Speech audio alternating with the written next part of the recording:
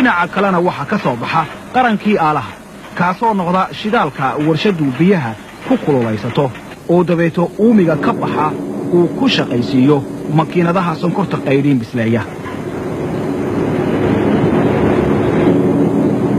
muuqa sonkorta ee la maroojiyey ayaa waxaa lagu shubaa haamo kulayliya oo waxaa lagu daraa dawo sifaysa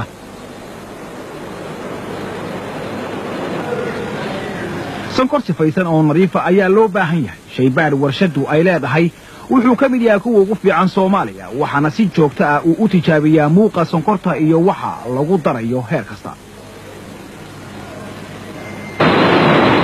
muuqii oo la kariyey oo la shaandheeyey lana sifeeyey ayaa lagu shibaa haamo kolkaasaa biyihii laga saaraa oo muuqa la adkeeya hadba waxa la eegaa sida muuqu u kala miirmayo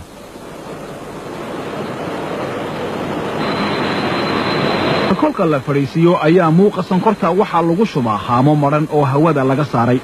dabeeto waa la kariyaa oo biyaha laga saaraa ilaa sonkortu soo baxdo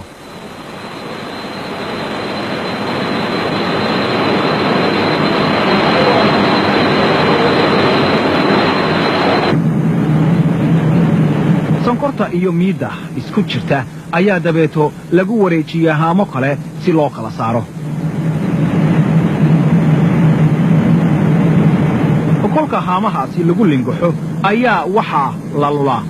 faarka ka baxa miidda sonkorta waxaana halkaasi ku hadha sonkorta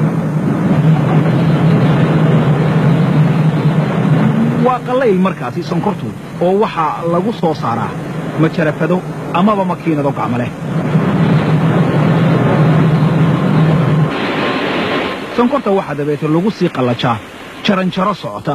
ugu dambaysta waxaa laga shubaa jawaano oo waxaa lagu qoraa sonkor cad